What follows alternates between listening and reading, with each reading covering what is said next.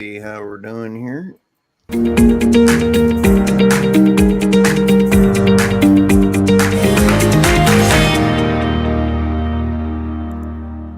we're live in the Energy Realities podcast with Texas Titan David Blackmon, Canada's candid energy analyst Tammy Nemeth, Oklahoma oligarch Stu Turley, and a special guest today because we're discussing artificial intelligence and Bitcoin mining. So we have Christopher Messina, a fintech industry veteran who was there when the industry was starting. He's also a blockchain expert, and he'll help us take a deeper dive into the whole thing, with energy needs and consumption and some things being a drain on the grid. Chris, hello. Good morning, everybody. Thanks for having me on the show. So excited. Every week. Tell us about Bitcoin mining and how much energy it consumes. Right now, because of the way the Bitcoin protocol has worked and the having of Bitcoin rewards for miners as a subsidy on top of just doing transactions to run any sort of Bitcoin-based business, that energy has ramped up considerably because of some core changes that were made to the Bitcoin protocol, which we're not going to get into here, but around the decision around small blocks versus big blocks and the way that structure is rolled out over time. The great news is, which is that for those people who are very concerned about it, energy companies love it. There are some large arguments made for the benefit to countries that host server farms, for example. But all that's being eclipsed by the fact that there is a kind of third and final Bitcoin protocol is being rolled out, which is still kind of a quiet project run out of Switzerland that I'm part of, that will take the original Bitcoin white paper and implement it in such a way that miners and processors who run the protocol to enable radical democratization of finance around the world, instead of running on massive server farms, you'll be running a Bitcoin miner on an old laptop or a used Xbox. So the huge amount of work that was done to build out these server farms, I don't believe is going to be lost, because a lot of them will switch over to things like AI processing for GPUs, for NVIDIA chips. But I thought it was an important point for the listeners to understand that it is not an inevitable, constantly growing, exponentially demand of power to doing Bitcoin mining. We're going to change that with the Gajumaro, which is kind of the third version of Bitcoin. So watch this space for people who are interested. That is not necessarily this massive drain on power. That's a very good point, because it has been my impression that Bitcoin miners have been doing their homework much better than AI data center operators and AI developers. Because I don't remember hearing complaints from Bitcoin miners and blockchain. I'm sorry, I don't know anything about this industry. I can't understand it. But I have not seen complaints about there not being enough electricity to for their servers, while big tech has been complaining increasingly loudly, and now they're literally waiting in line to get some more electricity supply. David, what do you think? Well, I mean, it's a real problem for the big tech companies. There was a Washington Post, of all places, had a major article Saturday about AI data centers that want to go in Nebraska are dealing with the regulators in Nebraska to keep coal-fired power plants open for at least 5 years longer than currently planned.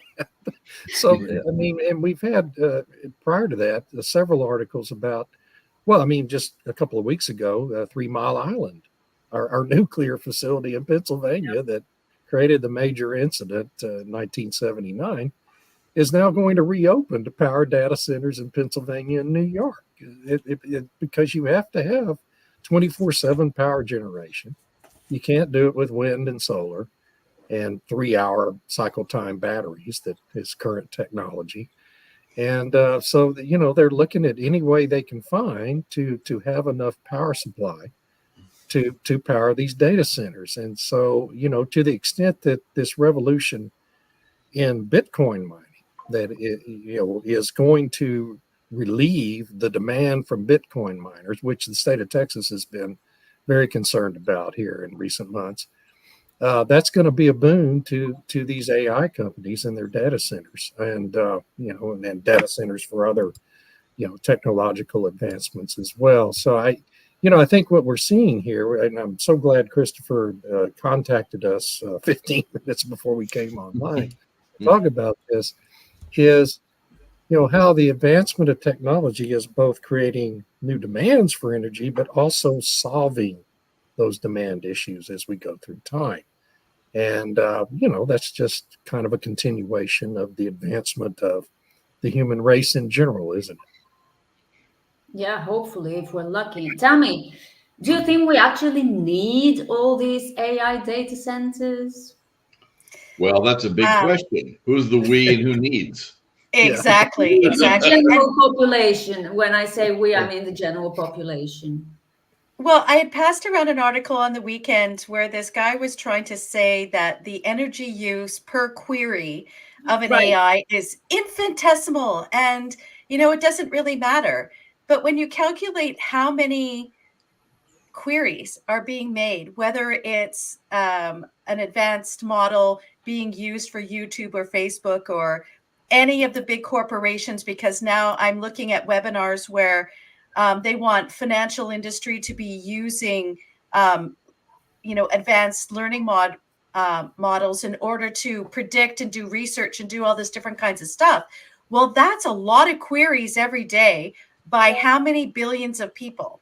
Because it's not just North America, it's a lot of people around the world who are using these things.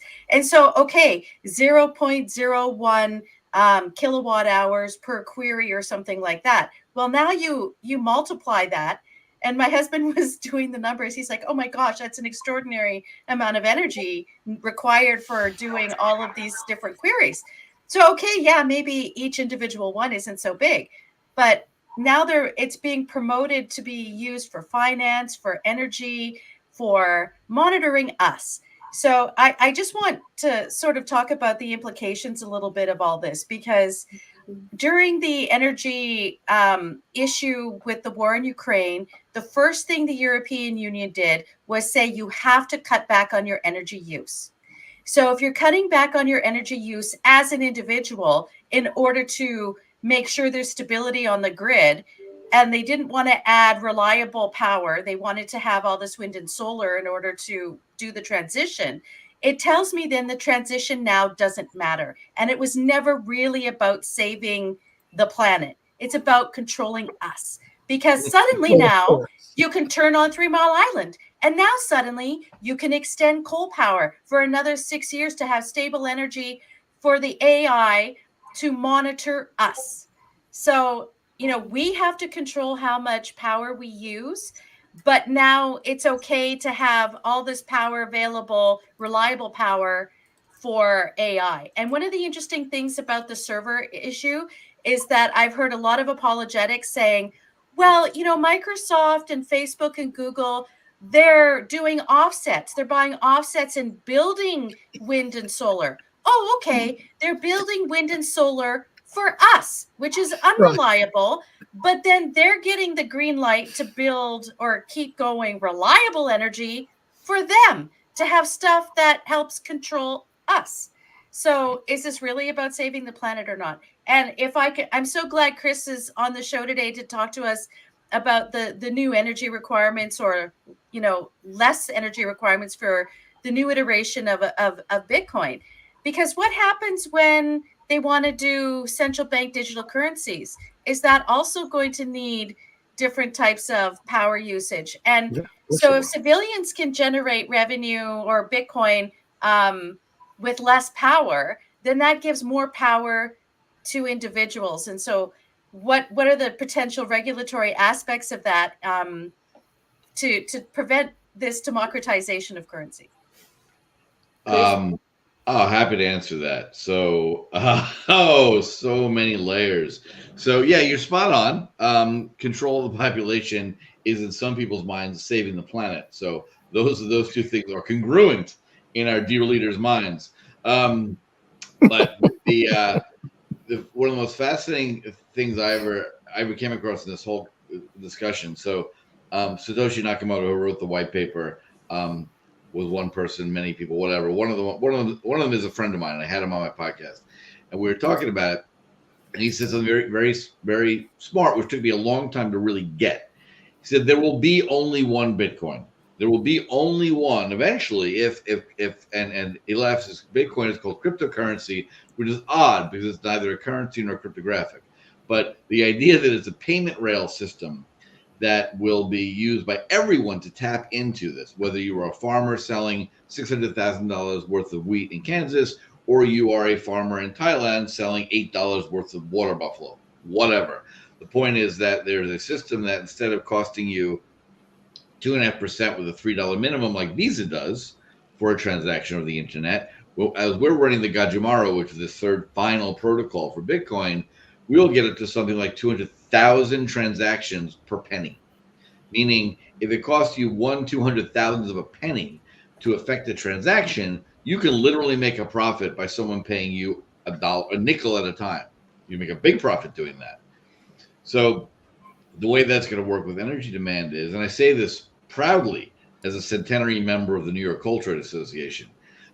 So I'm a massive coal fanatic and a big time Bitcoin fanatic, because they both serve the same ends, which was to radically release human potential and create civilization as we know it. Nice. And so the way this ties into a central bank digital currency is our masterful overlords who are busy flying private to tell the world how awful carbon is. They're going to want to have a wallet which tracks everything you do, so they can tell you you're not allowed to buy that. Like PayPal won't let you buy bullets. You know that. The greatest thing about what we've done with the Gajimaro is, and back to my point of, there will be only one Bitcoin protocol, only one cryptocurrency protocol, much like there were competing protocols to run what we call the internet now. There was one in France, there were a couple of others distributed, and they collapsed down, much like VHS and Betamax, to one standard. And that's the standard we all use now. No one thinks about it. No one thinks about, I'm going to create a new variant to hypertext transfer protocol. It's ridiculous. Why would you bother? The system works. Similarly, the fragmentation you're seeing in crypto is because the vast majority of these ridiculous coins were pump and dump schemes to make money for their originators and have no purpose whatsoever. Right. Yeah. The protocol we've built will mean that, and I'll shut up in 18 seconds. The protocol we built will enable people to build the payment rails for their tools, including, if you'd like, a digital central bank digital currency for your nation of choice. But what will drive them absolutely insane is they will not control it, right? Currency is national, money is international. And when we finally get the Bitcoin protocol working properly, there will be one international money that you can flop your fiat currencies around all over it in terms of pricing, but there's going to be one standard that works. And what will drive the control freaks crazy is they cannot control it. It is complete. We don't control it. We're building it. We're setting it free. No one will control it. So all the horrors of central bank digital currencies, we have torn the soul out of them, and they will not be able to be used as a tool of oppression. Can they just ban it? I suppose they like to ban things. How are they going to ban it? Who? I have no idea. Cocaine's illegal too. Tons flow through a physical border. Right? Yeah, they're going to ban it. Good for them. Then what? I mean, what are you going to ban? They're electrons. They're digital signatures spread across distributed databases. How are they going to make that illegal? And they wouldn't be able to prevent people from using it without a regulation. Right now, if you go down to your local farmer's market, and let's say you're really good at chopping wood, right? You can go down today and strike a deal in that market with someone who's growing vegetables, and they will agree to take a cord of wood for a month's worth of vegetables. The government can't stop you from doing that as much as they'd love to. They can't. Similarly, once the cord of wood, your alternative currency is electrons on a cell phone, what are they going to do? How are they going to stop it? They going to throw all this in jail? Good luck. And it will not consume humongous amounts of electricity, because that sounds almost too good to be true. No, well, the original structure was built by kind of techno-libertarian idealists. If you read the Bitcoin white paper, it is explicitly about an experiment to creating radical inclusiveness in economic affairs. That's what it was for. It got turned into Betcoin instead of Bitcoin. It got turned into the number goes up always, but that was just an accident of history. That suddenly someone's like, no, I think it's $8. No, it's worth 48,000. as I tell everyone that owns a Bitcoin portfolio, I'll buy out your whole position for $1. Like $1 each, that's crazy. It's worth $76,000. I said, no, $1 for all of it, because it's only worth the electricity it takes to generate it. And you've created this system that now makes it much more and more expensive. It's like the ultimate ridiculous mix of Ponzi scheme and musical chairs. When it collapses, it's going to make a lot of people look really stupid. So now's the time to sell Bitcoin, folks. Sell. Sell. Wow. So What do you think about all this? let me ask this. President Trump just recently, in one of his speeches, that when he was at the Bitcoin event, said that he was looking at putting in a large reserve amount for U.S. to bolster the U.S. dollar, since the current administration has totally thrashed and ruined the U.S. dollar by weaponization of sanctions around the world, being the bully. So what do you think about having currency reserves in Bitcoin, if I just heard that it was worthless? I think it's a horrible mistake. First off, the Federal Reserve still values gold at $34 an ounce. Right? The American people don't get that. The gold has soared. Right. So therefore, the gold we have sitting in Fort Knox should have soared along with it, because that is the index against the value of the dollar, which has slashed. I could buy an ounce of gold at Costco for $2,400 today. Madness. So the idea of taking the Bitcoin as a reserve currency, that's madness of the first order. If they do that, that's just a crazy waste of money. Trump, God bless him, whoever is talking to him is talking their own book. It's someone who was a crypto anarchist who got into Bitcoin at a nickel, and it's worth $76,000 per coin, and they want to cash out. So someone probably told him, yeah, the U.S. should buy all this Bitcoin. You can buy mine. Terrible idea. Terrible idea. But so if we got BRICS, and sorry, Irina, if we've got BRICS as a system that is coming out, and that's really going to be 50 to 60% of the world after, President Putin and his reign of BRICS leader this year, and you start looking at the rest of BRICS system competing with SWIFT. This is a heck of a battle going on in the main area around the world. And you're saying that bolting this in does not matter. BRICS, SWIFT, irrelevant. Bitcoin doesn't matter. I love the fact that BRICS, which was an acronym created by a Goldman Sachs research analyst years ago, right? Yep. What on earth did Brazil, Russia, India, China, and this is the last one having common? South Africa. I mean, so South Africa is madness. Madness. As a friend, as the chief whip of the South African Parliament told me years ago after he was going to a Commonwealth meeting, he says, "I don't know why we have these meetings. We have nothing in common and we have no wealth." So they are. I mean, what is flight to quality? Institutional investors are not going to put their payment rails and trust in a BRICS ecosystem over still U.S. dollar denominated euro access, no matter how imperfect it is. So. Right. They've been trying this for years. The Iranians have desperately wanted to have an oil exchange priced in anything but dollars. Yeah. I've been through this fight. I helped create the Dubai Mercantile Exchange. I've worked in the Gulf and worked in these exchanges. Like the Iranians, luckily the mullahs will be dead shortly, but that's a separate issue. But until they decided to attack Israel with 181 rockets, thereby foreshortening their lives radically, they had this idea they were going to shift markets to another pricing mechanism. I don't see it's ever going to happen. Wow. So on AI versus, and Steve Reese, I want to give Steve Reese a shout out. Steve, his comment is, Steve Reese is one of the industry leaders in natural gas in the United States. And truly, I rely on his company for a lot of information. And Stu, we're beginning to get approached by AI developers to consult for natural gas supply. AI development is going to cause a new natural gas boom. And Steve, I could not agree more with this, especially because we are not going, net zero has been destroyed by simply having AI come into the mix. We will never get to a net zero. And you sit back and try to look at this AI. I mean, why are people going to give this up? If you guys don't mind, let's take a look at this. AI is going to cause a lot of power consumption on searches, especially when you have this. Right? Now, Any society which doesn't support the promulgation of this is a wrong society. that's exactly right. I mean, look at this.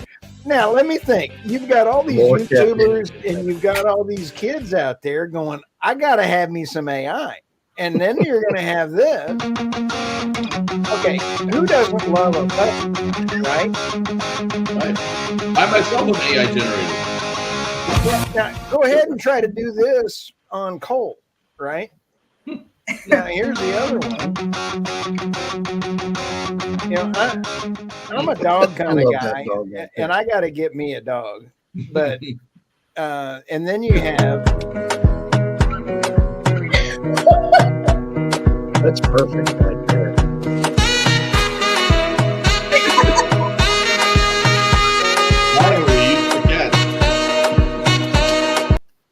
But, you know, if we go along and we don't have AI is going to, and I have really worked on AI versus Chat GPT and the others and testing them, and the amount of energy use is amazing on those calls that you're doing.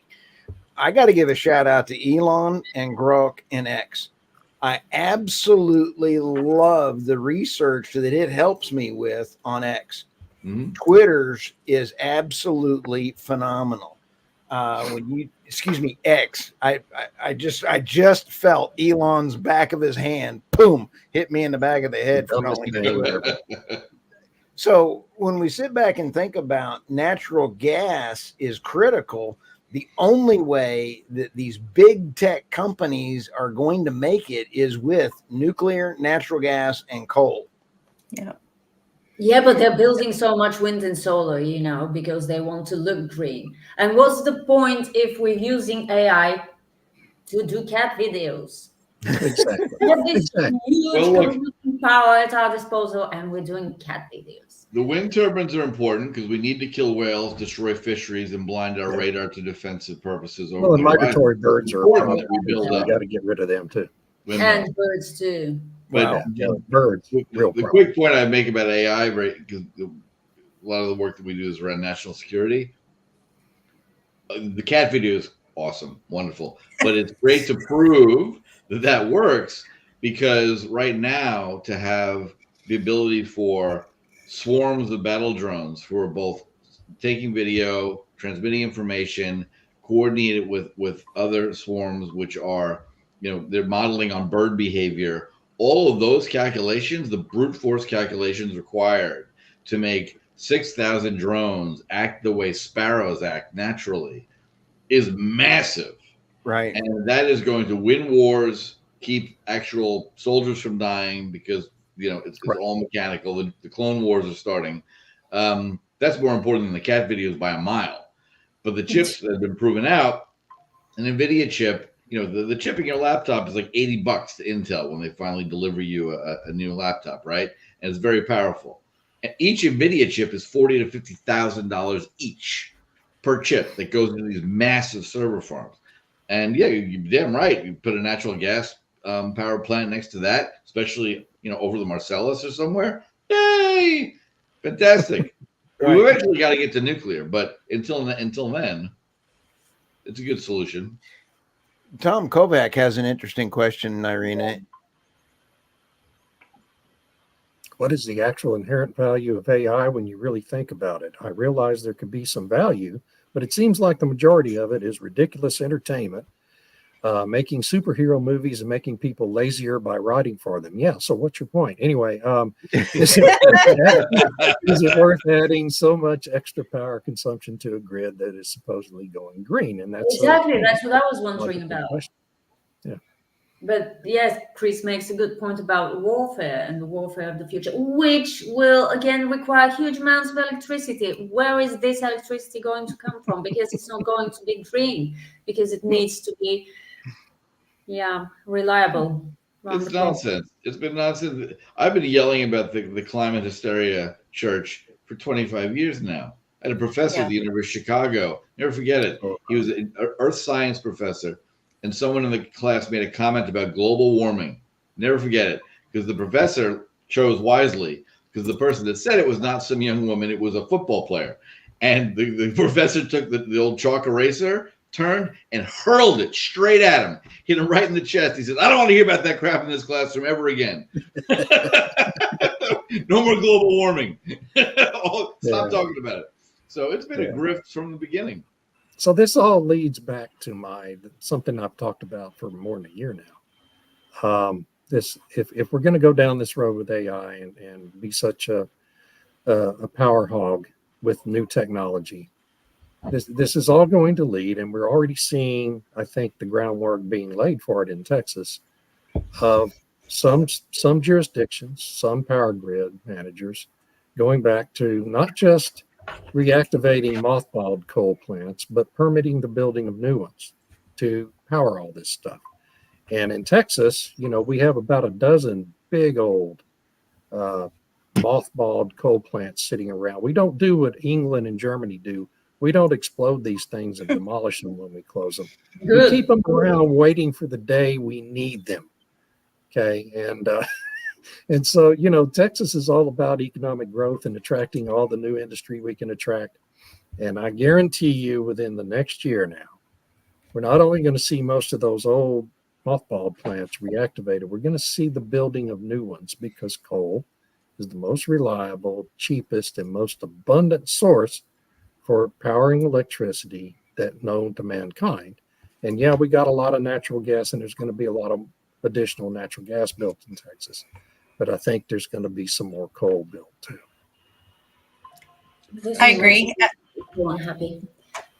Especially because from a security perspective, you want to be able to have something that can be stockpiled, and the source is therefore reliable in the sense that it's not as interruptible as, say, a natural gas pipeline, which, you could take that out and then that's a problem. But with coal, you have a big pile of it, and you can keep going, which is one of the reasons why China and India, of course, are building out their coal as well as everything else.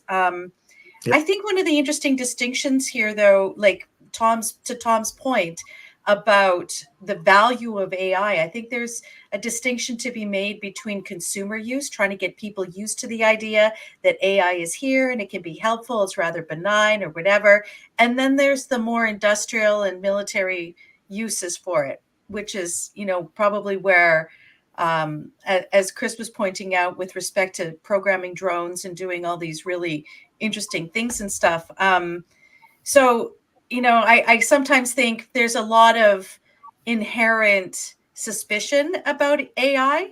And then to have, if we're just making cat videos, it's not so bad. AI is helpful. It can do all these cool things and stuff. And so does that then put people, consumers, at a sort of disadvantage in thinking about what the possible negative aspects of AI out there for controlling, managing us, I guess, is maybe one way to think of it.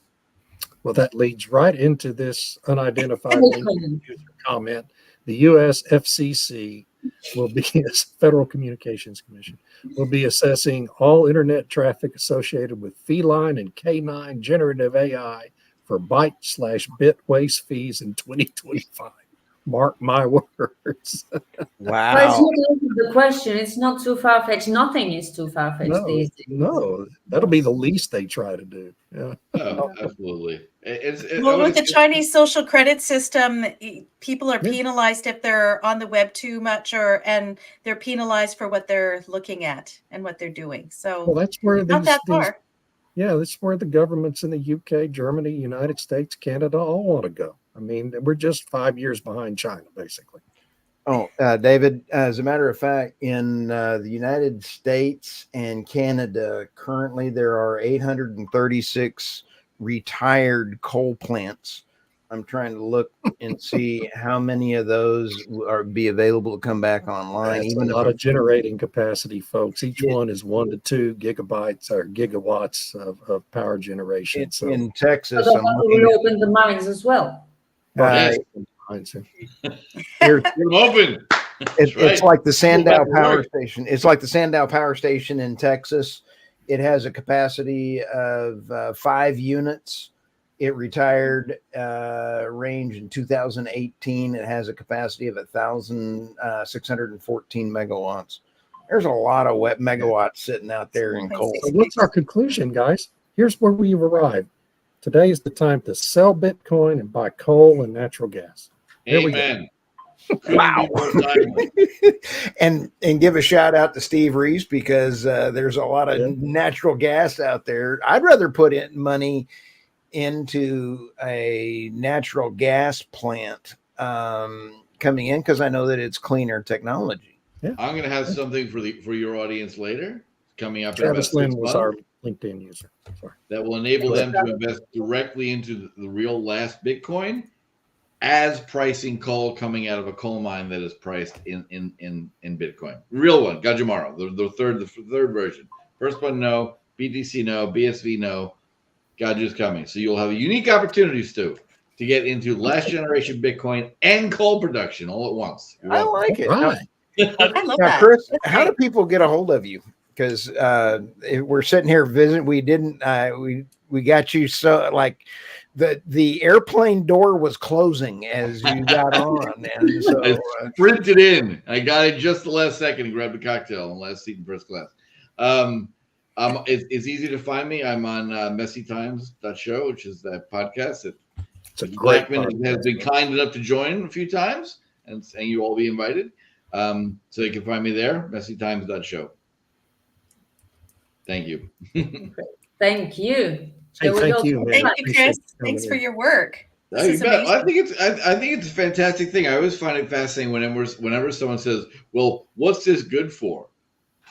I don't know. Why do you have a massive? I mean, go read your religious text to find out what anything's good for. Why is entertainment bad? I love the idea that somehow entertaining people is a worse use than coordinating drones to kill people. I don't know. I think I'd rather everyone just make cat videos. But if it's going to come down to it, one of the greatest things I've seen in a manufacturing group I work with, massive amounts of machine learning. And again, I always have to say this: AI happens on PowerPoint, machine learning happens in Python, right? I still stick with AI. Artificial intelligence is better than natural stupidity, which we've got lots of running the country right now. But here's a great example where you've got a production facility for rare earth magnets that go into things like medical imaging systems. Let's stay away from the weapons. Let's say on positive things, right?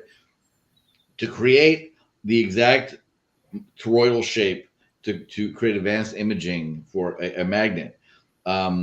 If you do it the way you normally do it now, which you take a billet and it's detractive manufacturing, you're shaving away blocks of metal, you're putting it into the right shape. That is an R&D process that can take months to get to the right thing.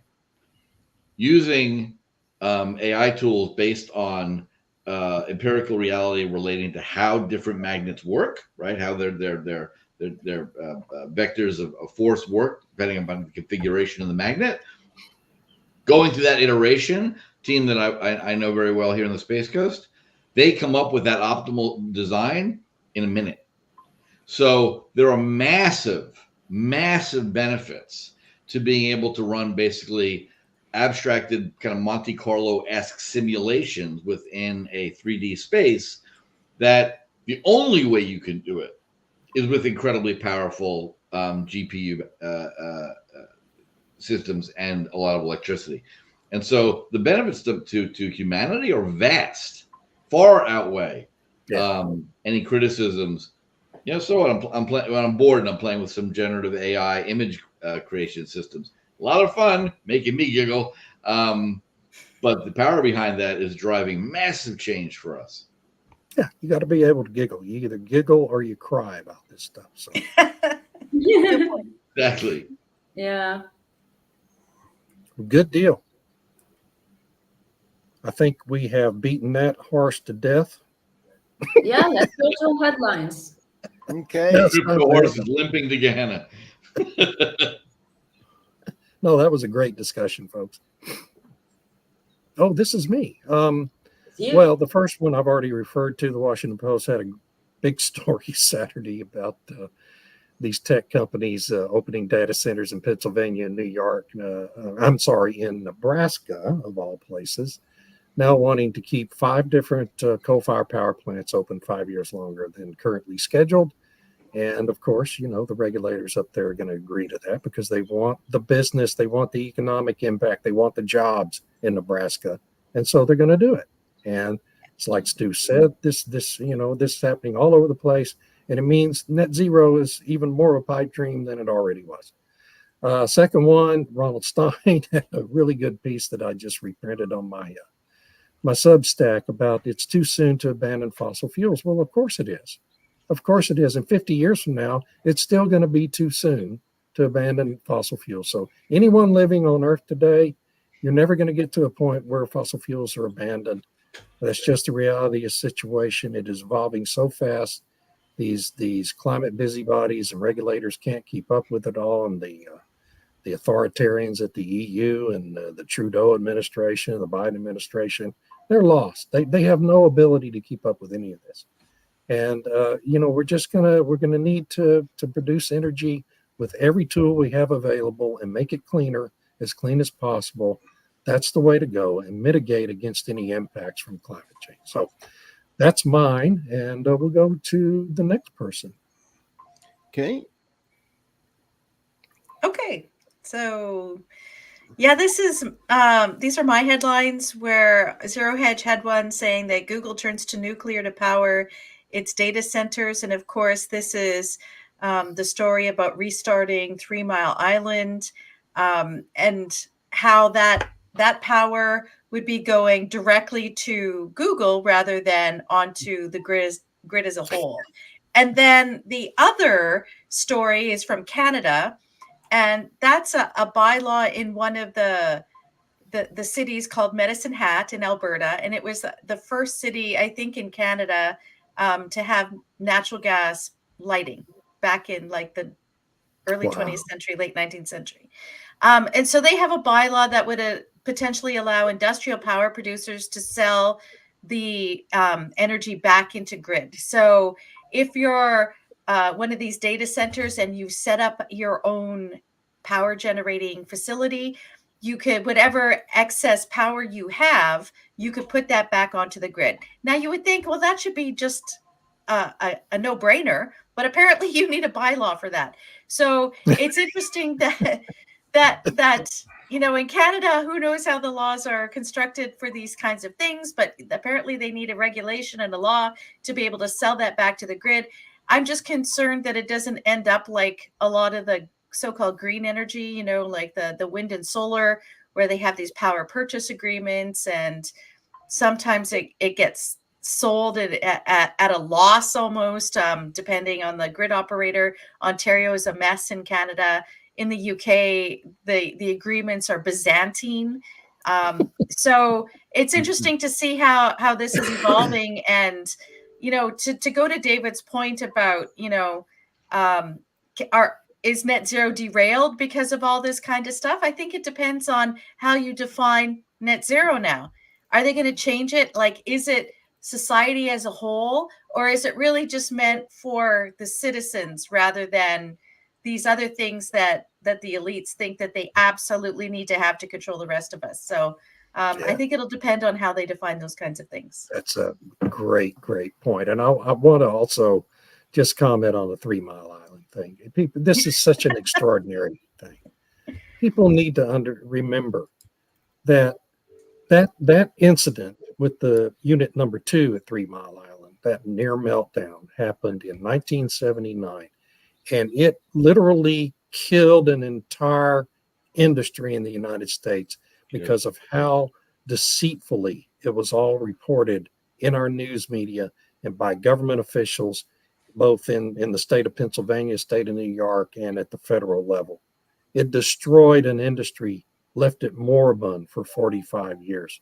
And now, because big tech needs some energy, we're going to restart Unit 1 at 3 Mile Island, which had continued to produce. But it's just such an amazing transition we're seeing in attitudes towards nuclear generation. It makes me kind of optimistic that actually we may actually have a bit of a renaissance of that industry in the United States in the years to come. Yeah, thanks for that. That's awesome. I wanted to add something to your second story about selling back to the grid. That's what's happening now with solar producers. If you got excess energy, you can sell it back into the grid, which is not a good thing for the grid or for the people running the grid, because they have to balance it at every moment in time. Yeah. But also, That's the problem is at what price do they buy it? Right? Yeah. I mean, that killed California, because any retail Yahoo who could afford to put solar panels on top of his or her already wildly overpriced house in Palo Alto would generate at their own cost, but then they would sell it back into the grid at retail, which is nuts. And so they were losing billions on this. So have they figured out at least the pricing in Canada? In Medicine Hat, it makes a little more sense.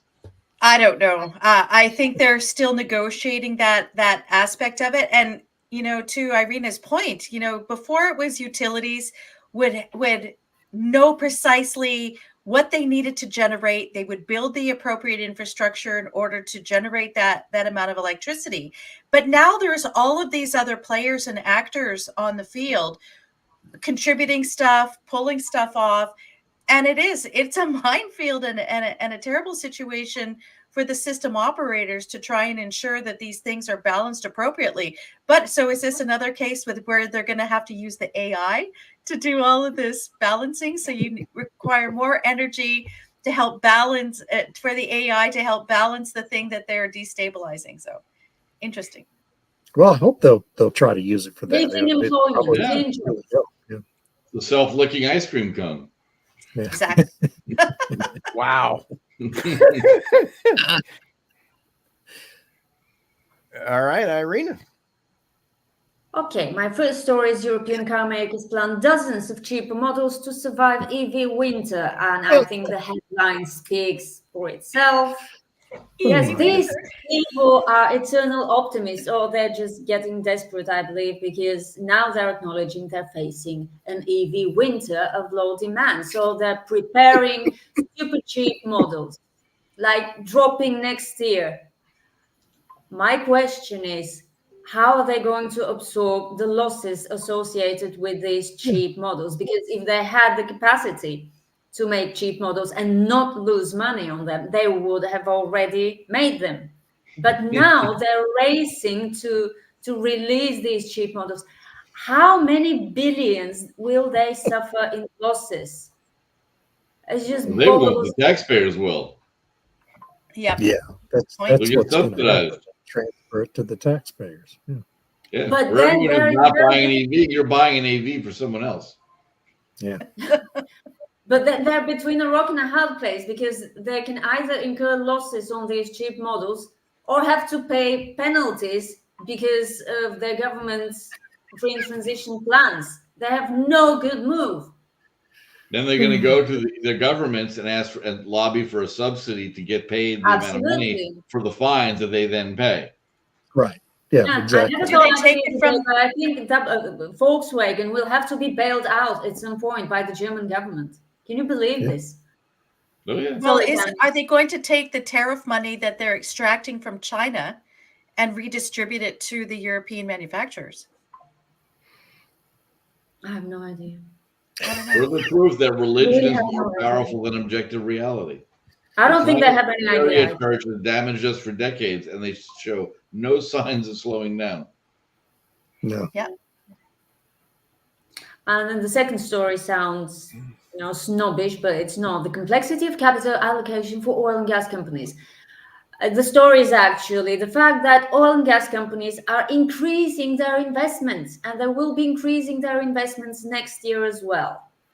It's a shocking turn of events, seeing as we're trying to wean ourselves off oil and gas, and anyway, oil and gas demand is going to peak before 2030 for the IEA. And here they are, these oil and gas companies, upping their investments because they want to produce more oil and gas. It's a complete mystery why this is happening, but even Wood Mackenzie is acknowledging it and reporting on it. Yeah, such is life. Don't they know that we're going to power the grid on unicorn farts and rainbows? I thought that was being legislated. Yeah, if it's not, it They're will trying. be. They're trying. Madness. UK Yeah, gas reality is output. fighting back hard. Irina, the UK gas output has more than halved in the last 15 Yeah, years. I saw this story earlier today. Yeah. Yeah, Oops. that's not surprising. And Another- they're busy turning off the heat to pensioners who fought in World War II to Yeah. save money. Yeah.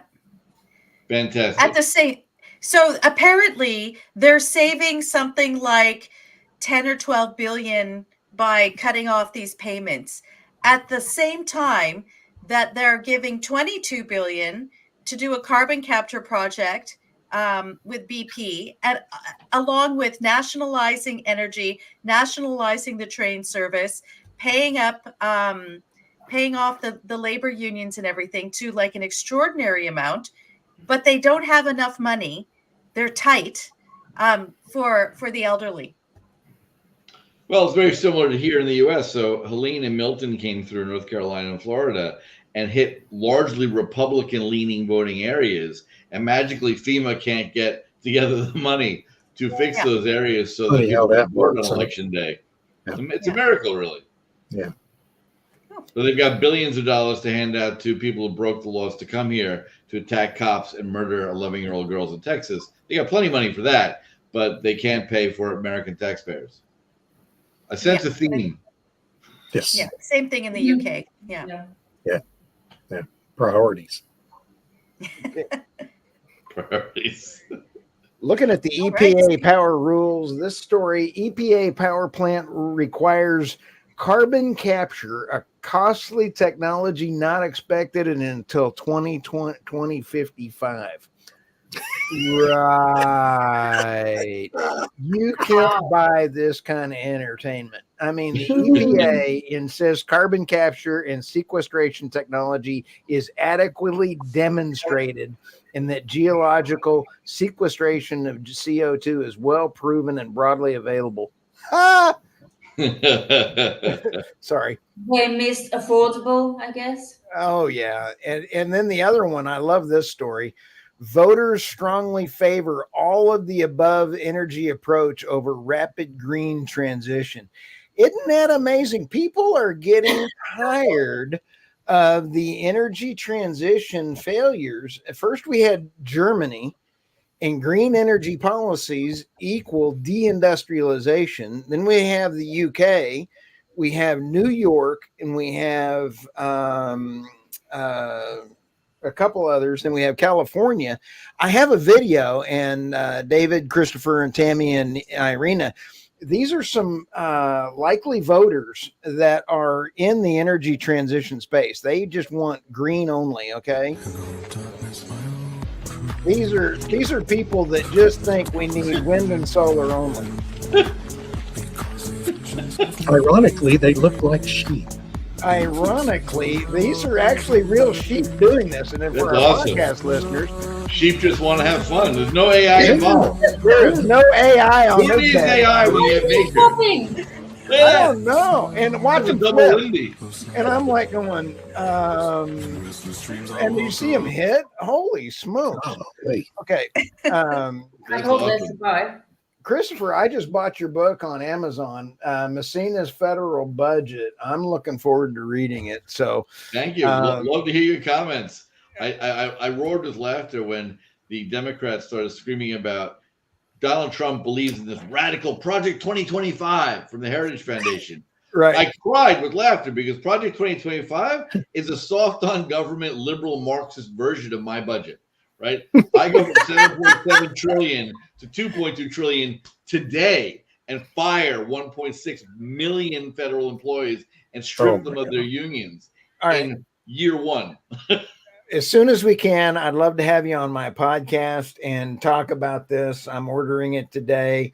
let's get you on Thank here you. because I thought that was pretty entertaining. Oh, it's so they're all crying, and Elon all of a sudden Trump is gonna tap Elon, the attention whore, to fix the federal budget. I'm like, that just shows they're inefficient, because if they Googled Amazon, you'd find there are only 2 books written on the federal budget on Amazon, mine and someone else's, which is vastly inferior. So, Elon could just say, great, I'm done. I'm going to get a copy of this book. We're going to implement it. And we just solved the federal budget problem. Wow. So if we can get Elon on this podcast next week, we can have you and we can solve the global budget, because we're taking this solution globally. Is that what I just heard? You just heard that. That's exactly right. If people would just wake up, I mean, everyone asks me constantly, politics. I spent a lot of time in DC for my sins, and people say, like, well, what do you suggest we do? I said, well, I'm not an authoritarian. People have to get involved. The fact that 11% of registered voters in New York City voted to elect Bill de Blasio. I'm a fifth-generation native New Yorker. We left that day. We left to move to Florida. And I can't fix stupid. And if people aren't going to pay attention and they're not going to do what's in their best interests, I'll keep shouting into the hurricane, but people got to pay attention for 5 minutes. We'll see. And not be making cat videos. They can make cat videos in their spare time. In fact, they can let the AI run while they're reading my book. You can multitask. They can have videos of cats reading my books. It's all good. Oh, yeah. Maybe we should use cat videos for our messaging. Happy to. Whatever it takes to break through. Yeah. Right? Yeah, because people like to be entertained and not think a lot about things. But while they get entertained, they could be spurred into thinking. That is why my entire podcast we refer to as Advanced Enlightentainment. Hey, good Very one. good. Yeah, learning through entertainment. That's exactly it. Whatever's going to Something make you come in the door. I think Chris should be hot. Like if Trump is elected and Elon is the efficiency guy, I think Elon needs to get Chris in there to show him how to do it. I have been asked to help my nation before. I will do so again. As I said to the last Trump administration that asked me to come in for an undersecretary role, I will do anything that does not require Senate confirmation. Yeah. Because I will lose my mind and scream obscenities at Democrats. Because I will feel a moral imperative to do so for the good of the nation. I knew I liked you. Well, thank you all for having me on. I appreciate it. This is a great conversation. Thanks for joining us. Thanks for being here. We learned something. I love watching you all. So it's kind of awesome to break the fourth wall and be on the inside. All right, folks. Remember, sell Bitcoin, buy coal, and you'll be good. And natural gas. And natural Yes. Have a great week. Have a great week, everyone. Ciao. Have a good weekend. Have a good week. Thanks. Bye. Bye.